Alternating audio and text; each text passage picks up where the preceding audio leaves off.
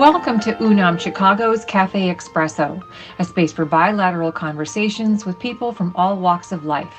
Tune in to Spanish Public Radio and follow us on social media. And now your host, Alberto Foncerrada. Good morning, everyone, and welcome to another edition of Café Expresso. My name is Alberto Foncerrada, and I am your host. Café Expresso is a program of UNAM Chicago in alliance with Spanish Public Radio. Happy St. Valentine's Day. Today is a very, very, very special day. I have with me an iconic figure in Chicago, Blanca Vargas. Welcome, Blanca. Oh, thank you. Thanks for welcoming this worker in the state of Illinois in Cicero. And happy Valentine's Day to you too. Thank you, Blanca. And thank you for giving me this opportunity to be speaking with you today. Well, no, absolutely. And I know that you're going to tell us a little bit about what's going to happen this week, especially on Wednesday. But I would like to know a little more about Blanca Vargas. I know that you are from Durango. But why don't you walk us through a little bit of your story? Because I see you and I follow you and I've seen you pictures with a lot of important people, public officials, and you've always been very engaged in the community. But why don't you walk us a little bit and our audience on what was your story when you came here to Chicago? Yeah, I came in 1964. In other words, I immigrated from Durango. I used to live in Tampico, by the way. It's another city that I grew up for 4 years. And my mother decided to move to the United States in order for us to have a better, life. And because since we lost our father, that he was a pharmacist in Durango. And so, things change when you lose your main person in the house. So he was the head of the house. And also, he also used to have 3 pharmacies. And what I like about my father was that he was a very kind man, helping people to be cured. In other words, through his pharmacies, he helped people, many, many people that had money or no money. My father helped them. He said, if you can pay, it's fine. If you cannot pay, you can pay me later. And needless to say, I was surprised at how people used to come and thank him with cochinitos, like little pigs and chickens and many fruit, because they had no money to pay for the medicine. But my father's best and satisfaction idea was be cured. Let me help you to be cured. And I don't care if you pay me or not. God is, very kind with all of us when we are with him. So since I grew up in the environment of helping people, when I moved to the United States, of course, I went to a St. Patrick's High School, which I was very, very active in sports. And also, I became very involved with the church at St. Precious Blood and also St. Francis of Assisi. So I was one of the young adults with help being trained for leadership. And I think that helped me a lot to continue helping people and be helpful for so many people that need help, especially when I need to interpret in any areas. So after I left Chicago, that I went to Little Village. So I grew up in Little Village, by the way, which is on 26th Street. And I was also very involved with the Little Village Community Council, with the Little Village Chamber of Commerce. I helped them to coordinate the parades and also to help during the Queen Contest. Well, there was not enough for Blanca, right? I became involved with LULAC back in 1972. Let me hold on for a second because I didn't introduce you in the beginning. I mean, I know that the flyer says who you are, but to my audience who's listening, LULAC is the League of United Latin American Citizens. So Yes. please go ahead. Oh, thank you for clarifying that. And so LULAC is an organization that protects citizens' rights. It's a civil rights organization. And I really like that name. I says, if we are going to be fighting for civil rights, this is the organization that I need to belong to. So not only for the scholarships that we do, but also to help them with immigration costs or discrimination. So from there, once I was involved with LULAC during the Queen contest, I helped them too, besides the Lulu Village. I also become so involved with Programa Ayuda. I was part of the Ayuda program for about 9 years, not quite, because then I started working for the governor's office. And when I worked for Governor Walker at that time, back in 1972, that's when I joined LULAC, the governor's office, and fighting for the civil rights and helping our community in many programs. So, when you work for government, you have to be open to help, everyone in all the walks of life. Many people need one help or another. So I was open to help them. If I couldn't help them, I referred them to the individuals that were going to give them a hand. And that's how everything got involved in terms of why I went. I'm so involved in many, many, many things. You call me, you ask me, Blanca, where can I go and complain about my unemployment compensation? I know what to refer you to. Oh, I need to get some food stamps. I know that I can refer you to Department of Human Services.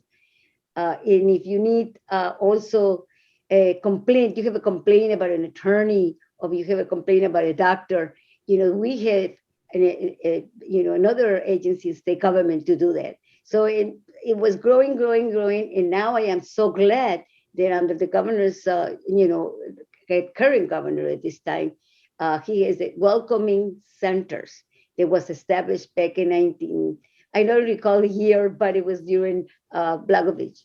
And he, had established a particular program to help the people.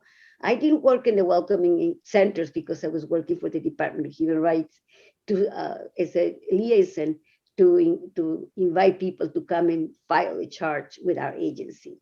And from there, I decided to work as long as I could for so many years and be involved in the community in many areas.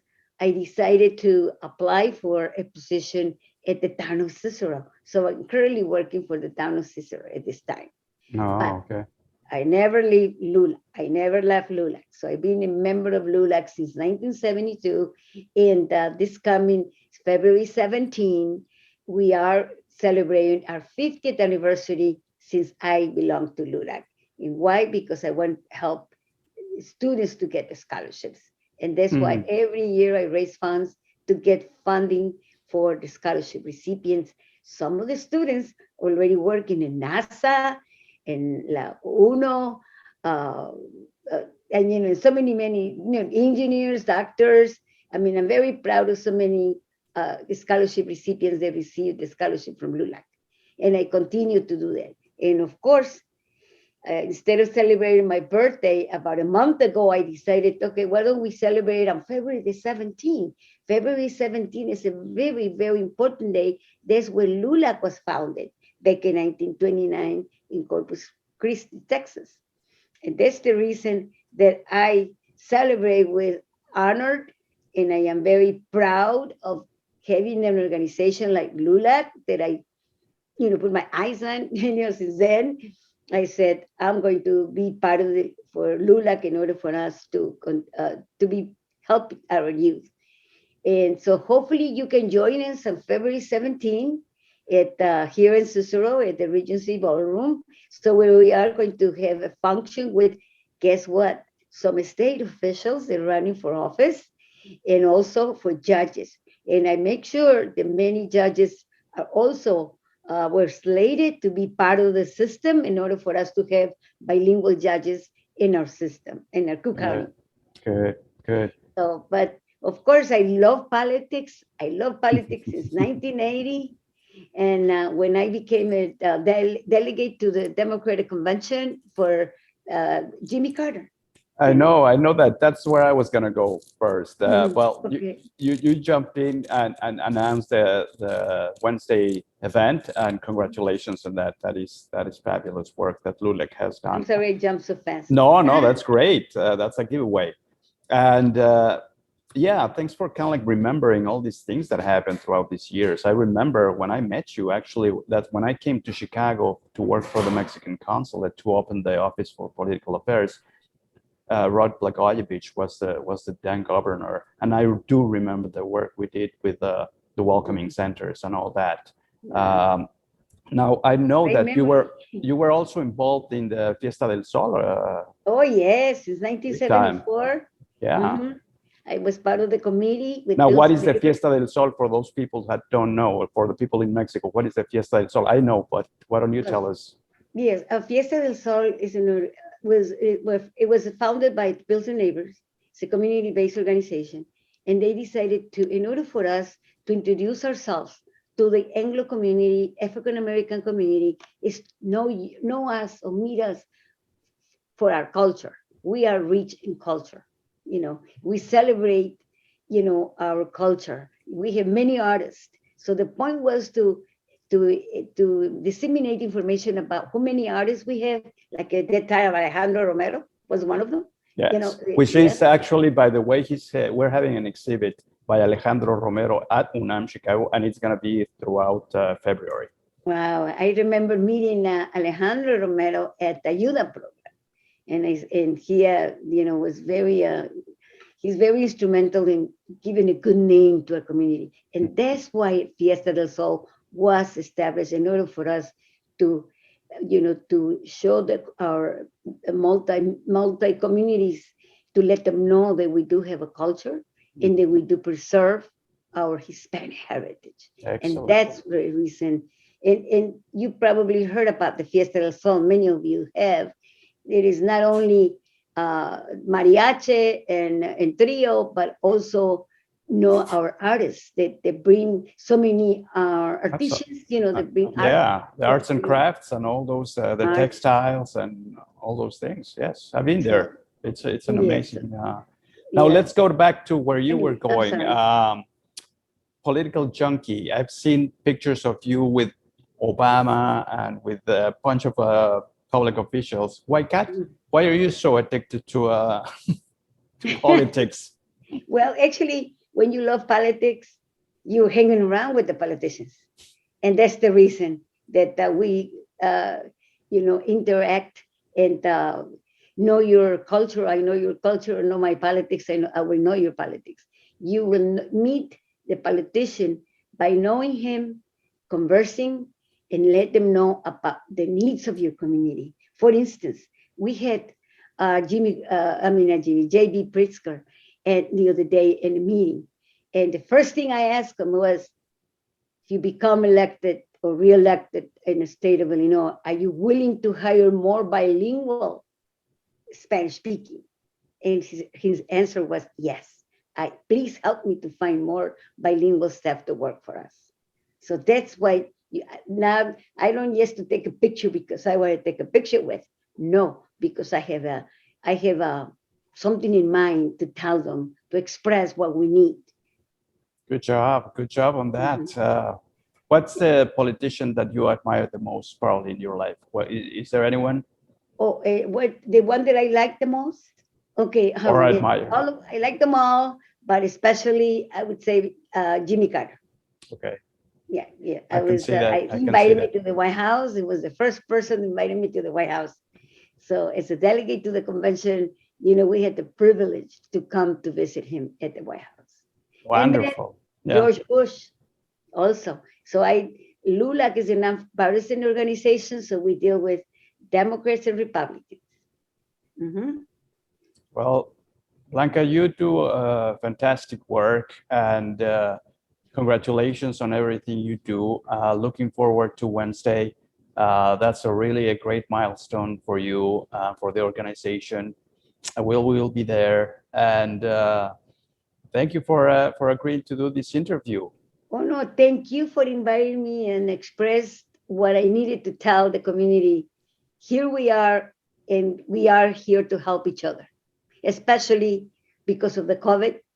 We need to help each other and promote that it's very important that we should be vaccinated. Exactly. That's one of the LULAC's purpose, vaccinate today.